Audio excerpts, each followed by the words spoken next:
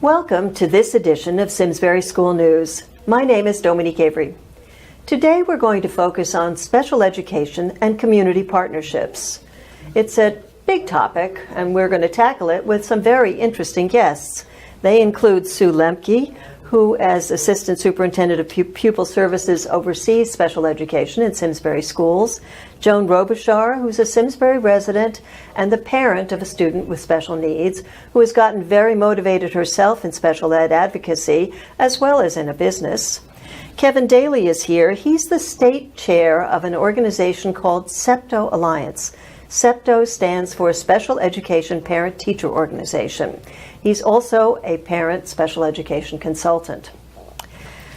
So I'm very glad that you have joined me today, and I think we have a lot of things to talk about. Kevin, I'm going to start with you.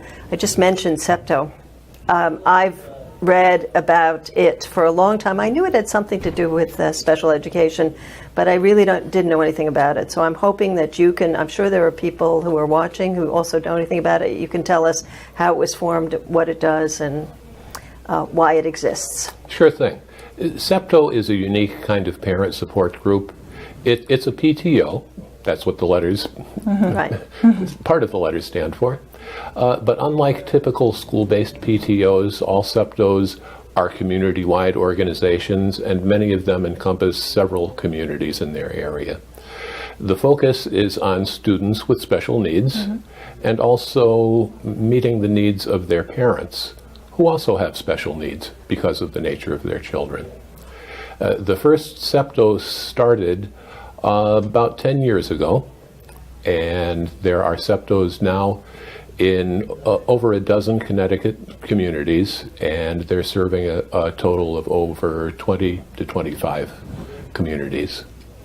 The idea is to train parents to become advocates for their children and to collaborate with the school people and the professionals who educate them. So when you discover that your child has special needs, depending on, it could be at birth, it could be later on, as a parent, you're really kind of helpless. You don't know anything, right? I did go through that when my son was young. At the time, I knew nothing about special education. He became eligible for special education in first grade, but still there was a lot I didn't know. And at the time he was struggling. First grade, second grade, third grade, that was a tough time for him. I knew I had to get involved, so I took a parent training course, a parent advocacy training course, and I learned how to collaborate with the school people who were trying to educate him. You see, I had information that they needed because parents know their children better than anyone. And even though the professionals in school who teach them and evaluate them can give us insights that we don't already have, I knew that my son could succeed with the right learning strategies. So in years of collaboration, we were able to turn things around. By the time my son was in high school, he was a success. A's and B's in all his courses, except math. That's his Achilles heel, just like his father. But now, as an adult, my son, he has a good life. He lives independently in Providence, Rhode Island, and he's a teacher. Oh, that's fantastic. Yeah, and it's all because of special education, parent involvement, and our collaborating with the school people in Bristol, and I'll always be grateful to them for what they did for my son. Yeah, so before I move on to Joan, so you're talking about collaboration. There are a lot of school systems that are not quite so collaborative, and where there's a much more, I don't know how to describe it, but a clash between the schools and where parents really have to fight for their kids. I mean, is that your experience, or do you think the school systems are getting better at? I think in any long-term relationship, and we're talking about a relationship that spans 12 to 13 years, if not longer. In any long-term relationship, there are bound to be differences of opinion, disagreements that need to be worked out. But as long as that spirit of collaboration is not lost, it's possible to work things out. You know, I've been married for 37 years. That's another long-term relationship. And a few times my wife and I have had different opinions on things, but we never lost that spirit of collaboration, and things worked out. That's how it worked out for my son. You know, that's a nice way to put it, Kevin. And I think that very often we can have those disagreements, but if we come back to the table and figuratively put the children in the center and say, we all truly want what's best for the child. We're seeing differently on what that looks like right now, but let's figure that out. Right. I think that that's been a really important strategy to use in that collaboration and in those long-term relationships. I like how you phrase that. Right. So here's a parent, and here's a special ed teacher, right? That's right. Collaborating. Okay, Joan, I'm going to turn to you. You've also gotten involved in special education as an advocate for your daughter with SEPTO, and that also led you to start a business. I want to talk a little bit about how you got involved and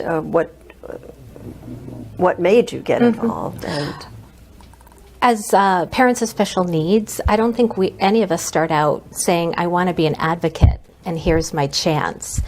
It's really our journey that turns us into advocates. And I remember a personal story. I remember sitting in the Latimer Lane cafeteria with Dr. Patricia Dorenzo and Laura Carlisle, and my daughter was 2.5 years old.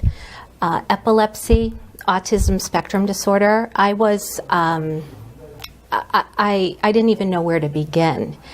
And we went through some of the things that would happen as my daughter was brought into the school district.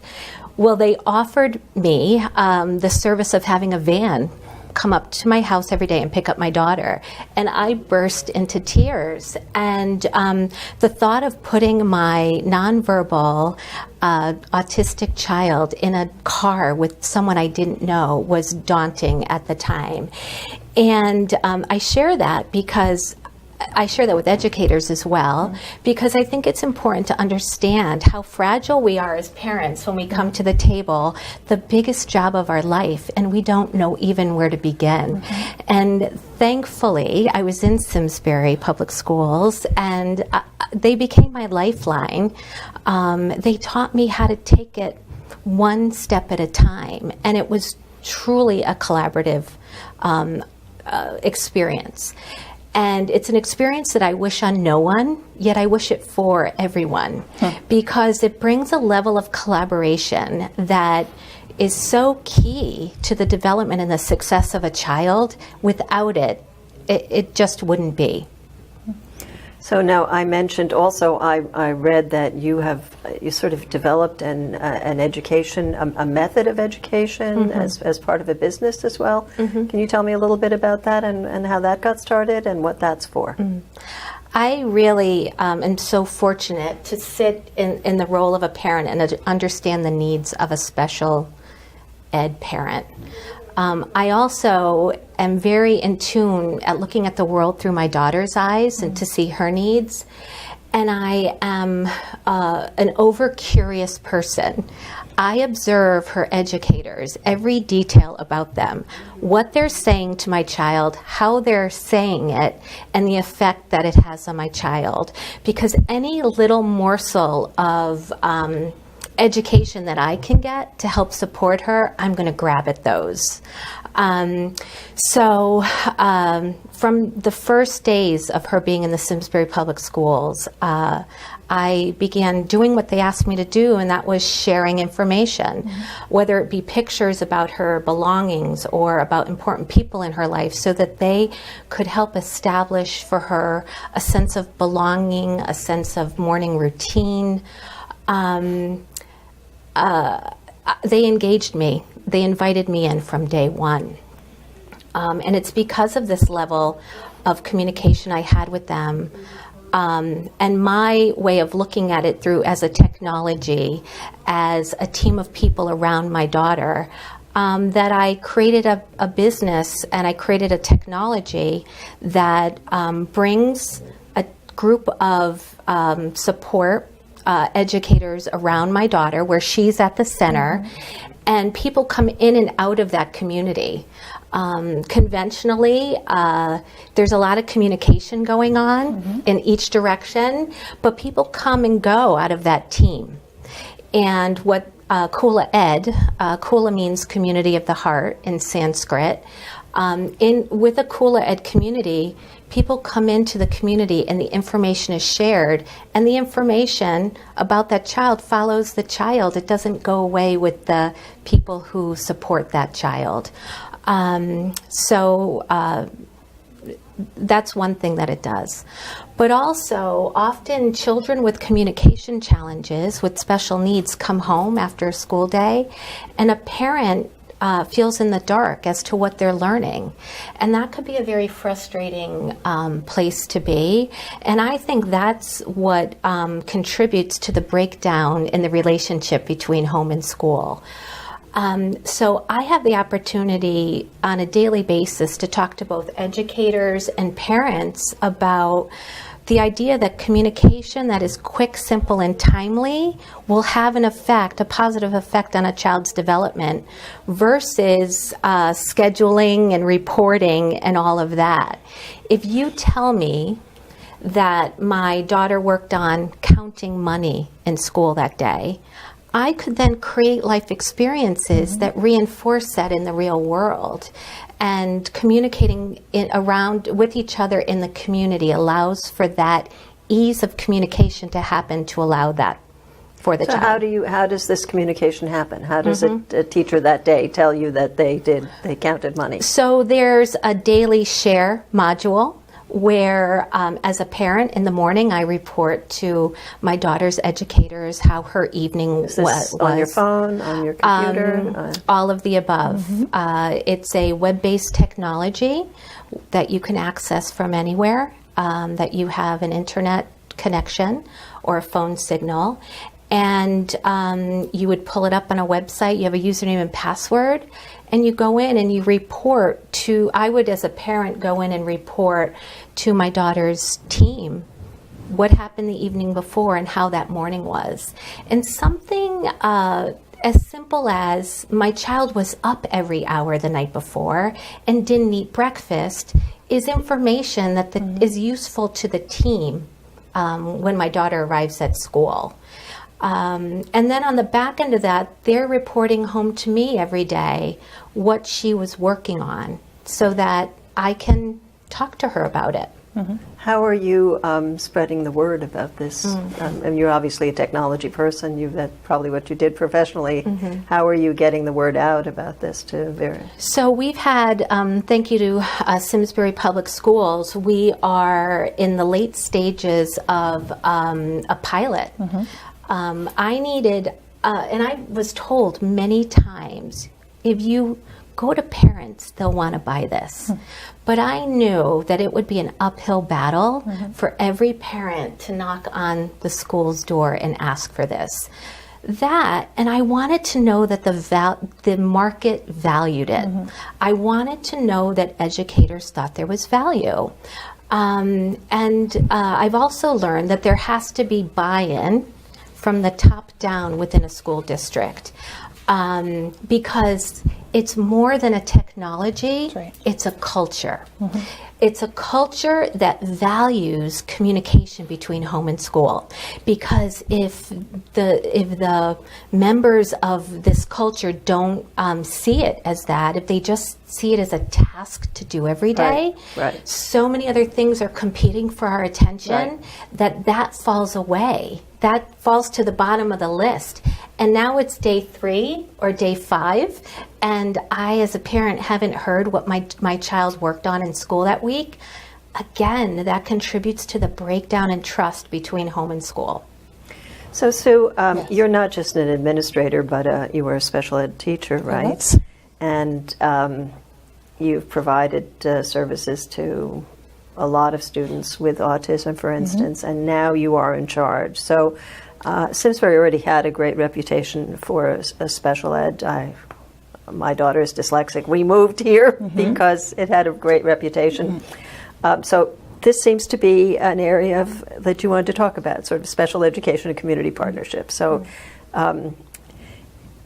did Joan come to you, or how did this come about? And so let's start there, and then we'll go off to other places that you want to talk about. Sure. So conversations started happening with my predecessor, and those conversations started to include me when I was transitioning into the role, and it made a lot of sense.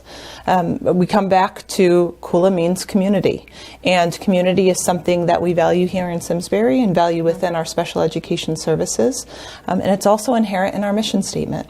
So when we talk about, and this was a revision of our mission statement when I came on board, it's really that collaboration between home, school, and community, and putting the student in the center of all of that. Because at the end of public education, we want to make sure that we have a transition which is healthy, successful, and leads to young adult independence, no matter what their abilities may be. So that is really the heart of what we do in Simsbury and through our special education services. But it is all about the community. So the first couple of years, we really wanted to rejuvenate our SEPTO group here in Simsbury. It had its ups and downs, but we had a really group of a core committed people to say, no, this is about partnership. This is not about decisiveness or divisiveness, I should say. Right. It is about decisiveness. It's sort of the clash, to say not to divide. Right. And we want to make sure that we are growing that collaboration. So over the past 2.5 years now, this core group, we've worked hard to say this is our philosophy. We want to provide resources. We want to provide content, knowledge, access for our parents, for our educators, for our community members, so that we can support our students to become young, independent, successful adults. So I think we've done a nice job with that over the past couple of years through our programming. Yeah. What I would add to that, Sue, is one of the first conversations we had as a forming advisory council, SEPTO advisory council, was the word empowerment. And and you might have led the charge on this main objective being an empowered parent through educating, informing, connecting. It's a very scary environment to operate in as a parent. Because we may feel isolated and alone. But Sue and Diana Yaisley, as our president, led the charge to say we want empowered families, and we've followed that by setting up informational sessions on a monthly or every other month.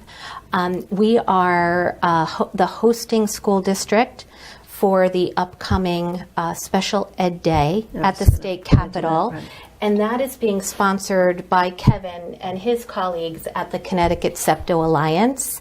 We're very excited not only to showcase Simsbury, but all special ed students and those who've gone on to graduate and live independent lives and hold down meaningful jobs. Looking at the last year in the state of Connecticut and the budget issues and whether or not money was going to come back to the town of Simsbury and the impact that would have on our school budget, it was frightening to watch. And I think if I could give voice to anything, it's that special education is more than a budget line item. I have not met a special ed parent who sits there and with their hand out just wanting the money to support their child. We all strive, both educators and parents, on a daily basis for years to develop, encourage independent contributors to society. That's exactly it. Kevin, let me just jump. I want to pursue this, but you mentioned the Special Education Day at the Capitol. That's something that SEPTO, that your organization hosts every year. Can you tell us a little bit about the purpose of it and what happens? And it's on March 14th this year, I think. It's on March 14th this year at the State Capitol in Hartford from 10 a.m. till 12 noon. This will be our 7th year at the Capitol. The idea behind Special Education Day is simple. It's a day when we proudly say that special education leads to success. It leads to the success of thousands of students in Connecticut schools every day. And that success is extended after they leave school and become adults. And I think my son's story is a good example of that. Absolutely. So what actually happens on that day? Are there speakers? Are you going to speak? Are you speaking? Last year I read that Simsbury Henry James Unified Chorus was there. United Sound was there. Right, yeah. So they're going to make another appearance. It is a compilation of different speakers. United Sound. United Sound. Sorry. No, it's understandably confused because we have Unified Right, Theater and right. Unified Sports. But Kevin will certainly be our host for today. Different legislators will speak that day. We have students from different districts coming in to speak, to help assist with the Pledge of Allegiance, to perform. And we also have some graduates and some parents from other districts, certainly outside of Simsbury, to really show the positive side and that return on investment that is actualized through supportive special ed programming in the state of Connecticut.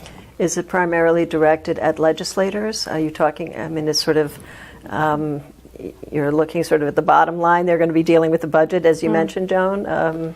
Well, there is a reason why we do it at the state capitol. And yes, legislators, just like the partnership between school and home, there's a third partner in this arrangement, and it's the legislators and the policymakers who create special education in Connecticut and are responsible for it.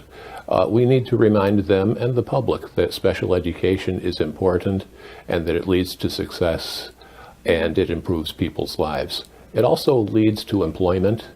People who wouldn't necessarily be employed can be employed, and they can start generating some taxes to help pay back some of the taxes that were spent on their education. Absolutely.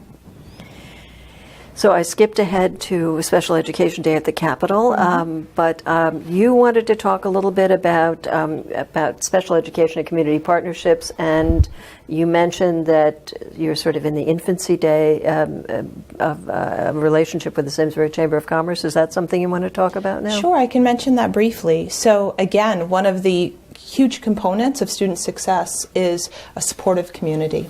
And whether it be through our Students in Transitional Education Employment Program, which is called STEP at the high school, where there are local businesses who help to sponsor and provide internships for our students with disabilities to learn some job-related, either content skills around that discipline or those soft skills around greetings and attendance and approaching the public. And how do we do that appropriately in these business settings?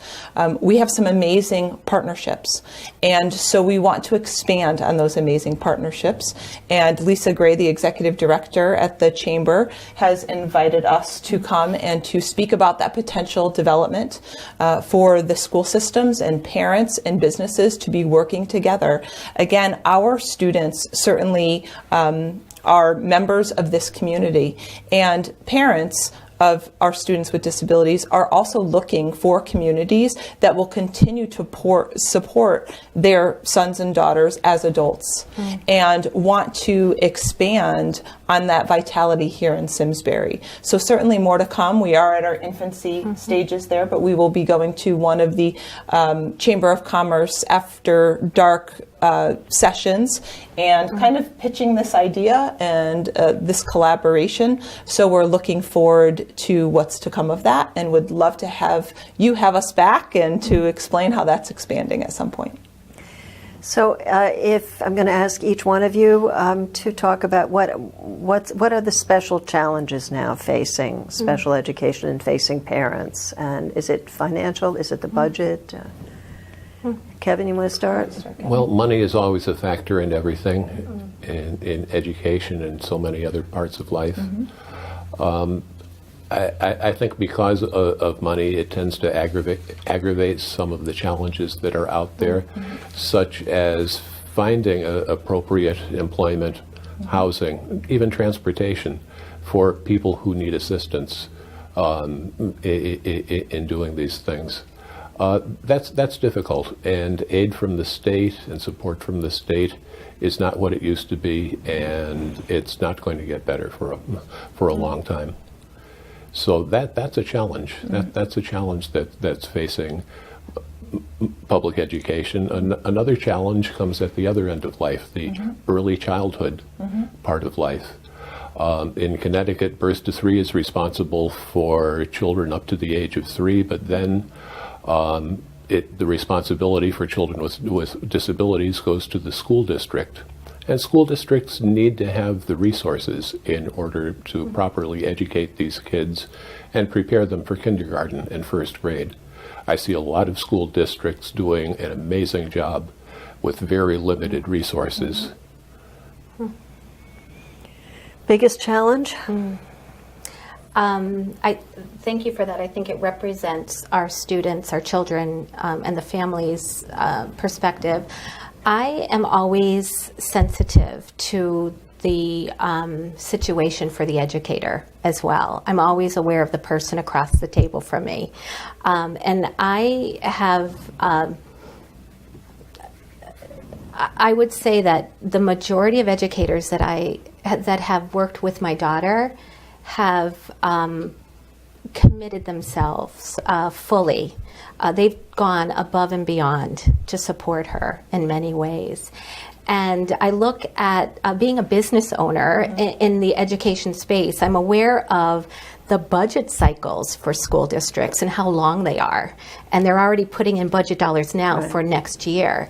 And as a technology, I'm very aware that how quickly technology changes and how educators' hands are tied when something happens. It's a slow process to turn the ship because it's so tied to budget dollars. So, Sue, I'm not even going to be able to give you a chance to give me your biggest challenge because we have actually run out of time. This went so fast. I'd like to thank everyone here at SCTV behind the scenes for their help in getting the show on the air, including our volunteer remote camera person, Joe Giorgenti. And thanks especially to my guests. You have been so interesting, and I'm so grateful that, Kevin, that you came to join us today, somebody from the state. That doesn't usually happen. And finally, thank you for joining us. If you missed any part of this show, you can always find it on demand at simsburytv.org. A reminder that we tape all or record all Board of Education meetings, and they air live on SCTV as well. They air on Comcast Channel 95 and also on Channel 1070 on the second and fourth Tuesday of the month. And finally, we'd love it if you also liked us on Facebook. I'm Dominique Avery. See you next time for Simsbury School News.